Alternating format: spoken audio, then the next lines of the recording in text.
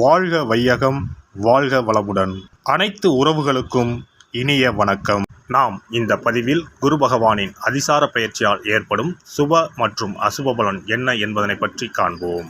கடந்த மே மாதம் 14ஆம் தேதி குரு பகவான் ரிஷபராசியில் இருந்து மிதுன ராசிக்கு பெயர்ச்சி அடைந்தார். சனி பெயர்ச்சிக்கு அடுத்தபடியாக ஜோதிடத்தில் மிகவும் சக்தி வாய்ந்தது குரு பெயர்ச்சி ஆகும்.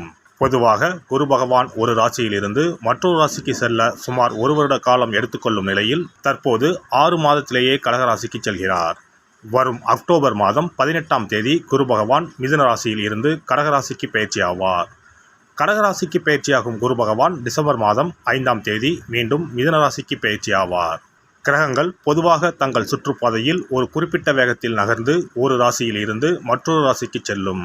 சில கிரகங்கள், குறிப்பாக குரு, தங்கள் சுற்றுகளின் போது ஏற்படும் ஈர்ப்பு விசையின் காரணமாக தங்களது இயல்பான வேகத்தை விட வேகமாக நகர்ந்து குறிப்பிட்ட காலத்திற்குள் அடுத்த ராசிக்குள் நுழைந்துவிடும்.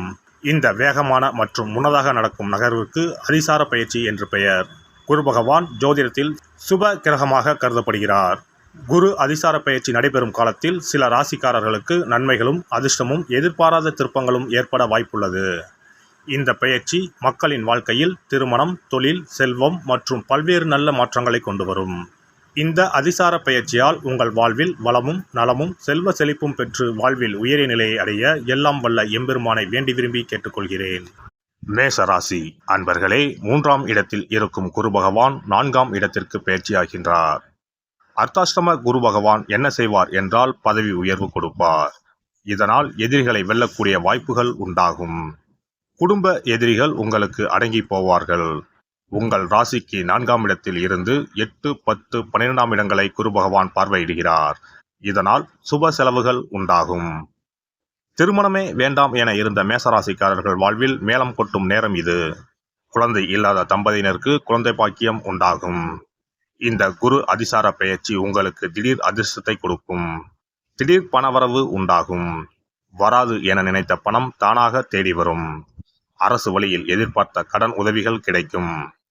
உழைப்புக்கு உரிய வருமானம் கிடைக்கும். வியாபாரத்தில் லாபம் இரட்டிப்பாகும்.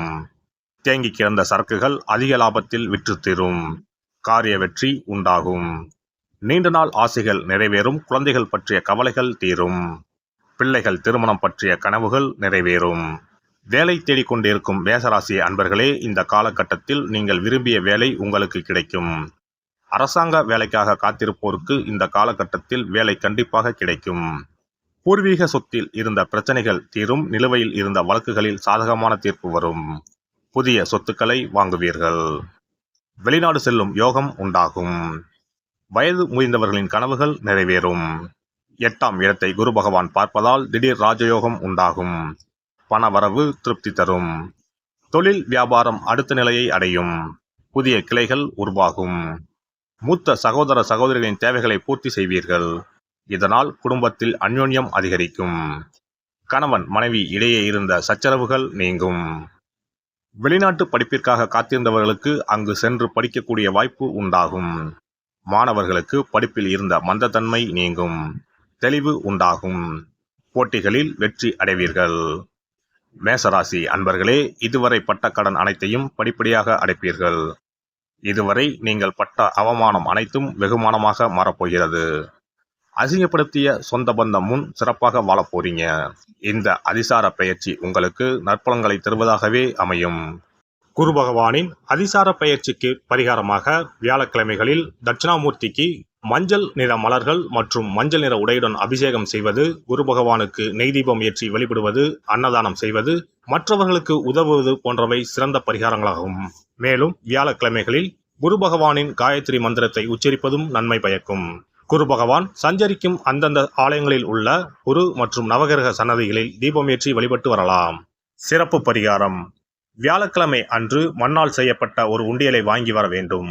அந்த உண்டியலின் வெளிப்புறத்தில் மஞ்சளில் பன்னீரை ஊற்றி குழைத்து உண்டியல் முழுவதும் பூச வேண்டும். இப்படி பூசிய இந்த உண்டியலை நம்முடைய வீட்டின் குபேர மூலையில் வைத்துவிட வேண்டும். தினமும் அல்லது வாரத்திற்கு ஒரு முறை குறிப்பிட்ட ஒரு தொகையை போட்டுக்கொண்டே வர வேண்டும்.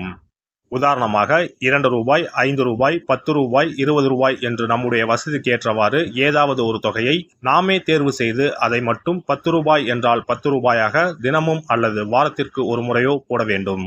இப்படி உண்டியலில் நாம் பணத்தை சேர்ப்பதன் மூலம் நம்முடைய வாழ்க்கையில் குருவால் ஏற்பட்ட பண பிரச்சனைகளும் தன பிரச்சனைகளும் தீரும். உண்டியல் நிறைந்த பிறகு உண்டியலில் இருக்கக்கூடிய பணத்தை எடுத்து அருகில் இருக்கக்கூடிய சித்தர்கள் ஜீவ சமாதி உண்டியலில் செலுத்திவிடலாம் அல்லது ஏதாவது ஒரு பொருளாக வாங்கி கொடுக்கலாம். இது பொதுவான பரிகாரமாகும். உங்கள் ராசிக்குரிய அதிசார பெயர்ச்சி பலன்களை அறிந்து அதற்கு ஏற்ற பரிகாரங்களை ஒரு அனுபவமிக்க ஜோதிடரின் ஆலோசனையின்படி செய்வது நல்லது. எல்லாம் வல்ல இறையருளால் நீங்களும் உங்கள் அன்பு குடும்பமும் உடல் நலம், நீலாயுள், நிறை செல்வம், உயர் புகழ், மெய்ஞானம் ஓங்கி வாழ்க வளமுடன். இந்த வீடியோ பதிவு உங்களுக்கு பிடித்திருந்தால் லைக் பண்ணுங்க, கமெண்ட் பண்ணுங்க, ஷேர் பண்ணுங்க, மறக்காம சப்ஸ்கிரைப் பண்ணுங்க, பக்கத்துல இருக்கிற பெல் பட்டனை கிளிக் பண்ணுங்க. நன்றி, வணக்கம். ஓம் நமச்சிவாய, சிவாய நம.